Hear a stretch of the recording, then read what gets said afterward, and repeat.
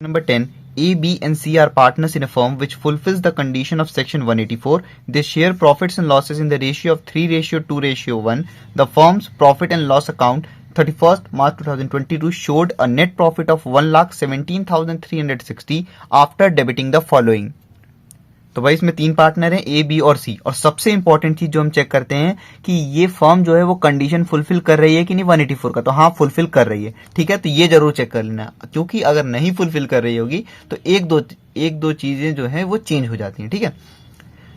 फिर उसके बाद लिखा है वो प्रॉफिट एंड लॉसेस 3:2:1 में शेयर करते हैं। फर्म का पीएल अकाउंट क्या शो कर रहा है कि नेट प्रॉफिट है फर्म का 1,17,360 आफ्टर डेबिटिंग द फॉलोइंग। तो देखो, या तो आपको पीएल अकाउंट दे देता है सिंपली बना के, और जब जैसा कि इस क्वेश्चन में दे रखा है 11th में, या फिर आपको ऐसे दे देता है। तो भाई यहां बोल रहा है नेट प्रॉफिट ये है, ये सारी चीजें डेबिट करने के बाद, मतलब ये सारी चीजें पीएल अकाउंट के डेबिट साइड में, ठीक है।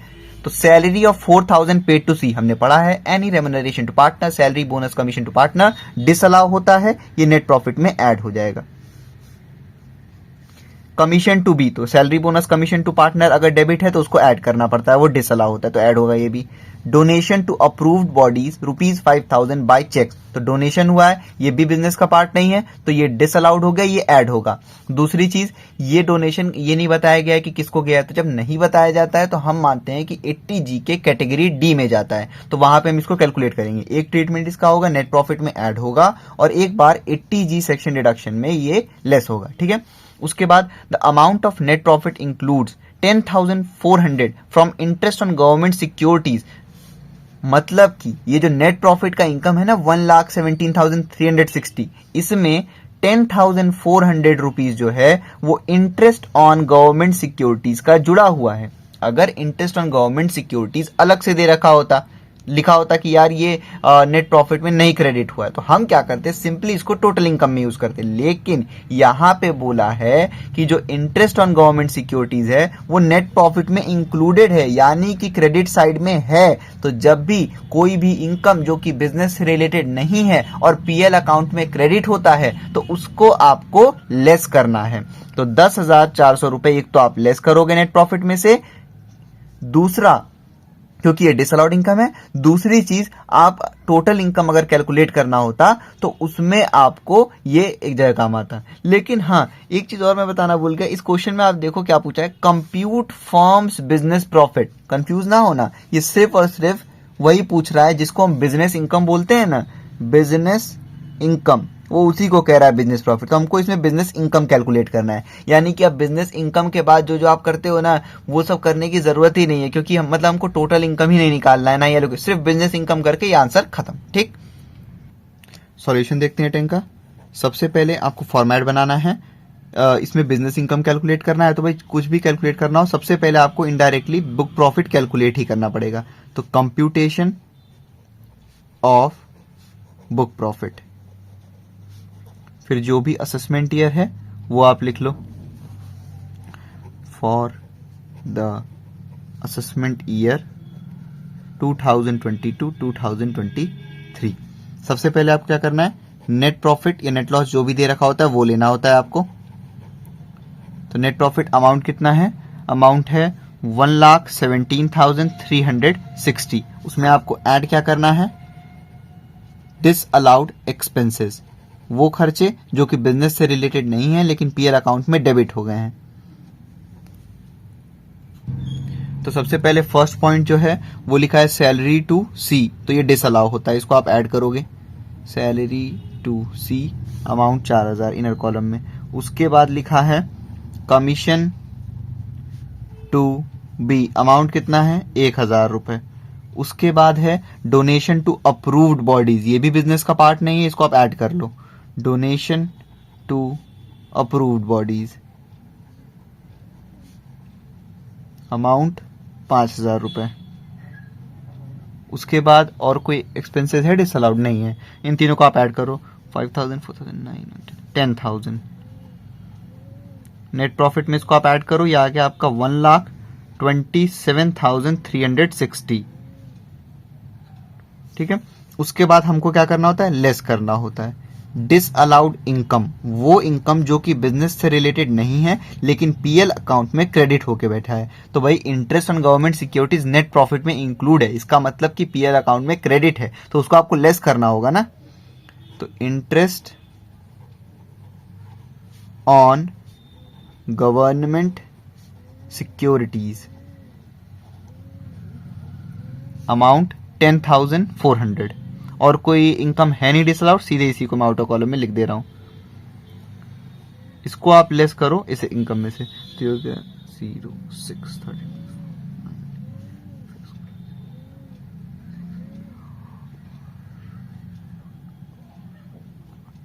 1,16,960। ये क्या आ गया? ये आ गया हमारा बुक प्रॉफिट।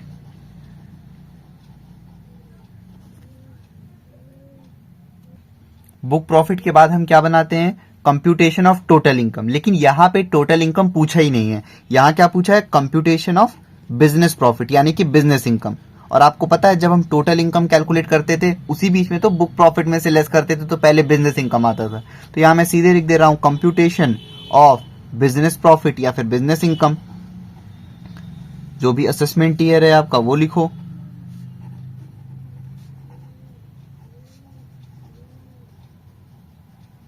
उसके बाद सबसे पहले हम क्या लेते थे? एकदम सेम प्रोसीजर भाई। टोटल इनकम का आप फॉर्मेट जाके देखो, हम क्या करते थे? बुक प्रॉफिट सबसे पहले लिखते थे, जो भी अमाउंट है उसको आउटर कॉलम में लिखो 1,16,960।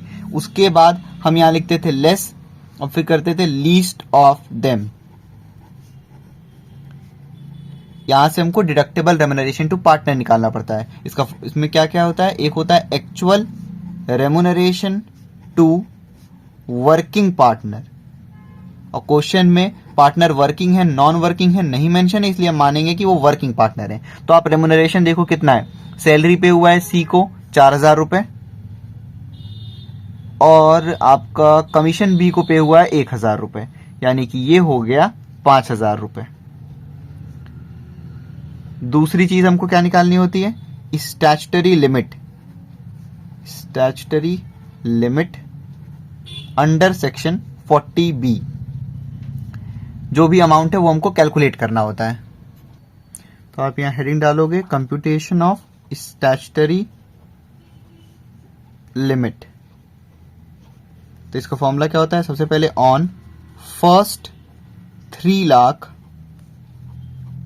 ऑफ बुक प्रॉफिट, यानी कि बुक प्रॉफिट के पहले 3 लाख का ट्रीटमेंट कुछ इस तरीके से होता है 1,50,000 या फिर 90% ऑफ फर्स्ट 3 लाख। तो आप यहां नोट कर रहे हो कि बुक प्रॉफिट आपका है 1,16,960, जो कि पहले 3 लाख के अंदर ही है, तो पूरा अमाउंट ही आ जाएगा यहाँ पे 1,16,960। तो भाई 1.5 लाख को ऐसे ही आप लिखो, और ये 1,16,960 का 90% आप निकालो, तो ये आ गया आपका 1,05,264। इन दोनों अमाउंट में से जो ग्रेटर होता है वो हम आउटर कॉलम में लिखते हैं, यानी कि 1,50,000। फिर उसके बाद आप क्या करोगे? ऐड करते हैं हम बैलेंस अमाउंट जो होता है उसका सीधे सीधे 60% निकाल देते हैं। तो जब आप देख रहे हो पूरा का पूरा 3 लाख, पहला 3 लाख यहाँ पे यूज होता है, तो आपका बुक प्रॉफिट ही 1,16,960 था जो कि 3 लाख के अंदर था, तो वो पूरा यहीं पे यूटिलाइज हो गया। तो बैलेंस में अमाउंट बचा नील, तो उसका 60% भी नील, यानी कि स्टैट्यूटरी लिमिट आपकी आई है 1,50,000। स्टैट्यूटरी लिमिट, स्टैट्यूटरी लिमिट आपका आया है 1,50,000। अब आपको देखने से ही पता चल रहा होगा इन दोनों में से लीस्ट अमाउंट कौन सा है? ये वाला, यानी कि आपका डिडक्टेबल रेम्यूनरेशन टू पार्टनर आ गया 5,000 रुपए। इसको आप लिखो आउटर कॉलम में और इसको आप लेस करो बुक प्रॉफिट में से। ये आ गया आपका 1,11,960। ये आ गया आपका बिजनेस इनकम कह लो या फिर बिजनेस प्रॉफिट कह लो आप।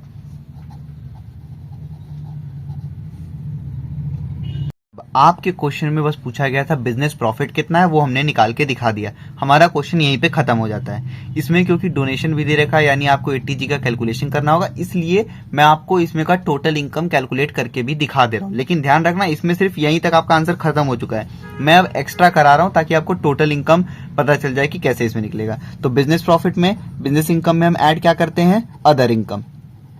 अदर इनकम में यहाँ पे हाउस प्रॉपर्टी है नहीं, कैपिटल गेन्स है नहीं, और आपका है पीजीबीपी तो हो ही गया। इंटरेस्ट ऑन गवर्नमेंट सिक्योरिटी है, जो कि इनकम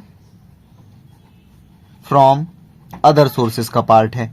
तो इनकम फ्रॉम अदर सोर्सेस का ये पार्ट है आपका इंटरेस्ट ऑन गवर्नमेंट सिक्योरिटीज। इसके अलावा और कोई भी इनकम नहीं है, तो सीधे मैं इसको आउटर कॉलम में लिख रहा हूं। अमाउंट है 10,400।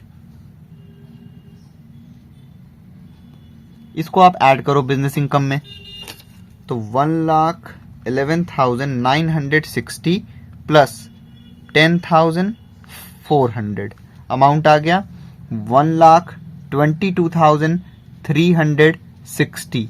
ये क्या हो गया, ये आ गया आपका gross total income. Gross total income में से आप लेस करते हो deductions under section 80C to 80U।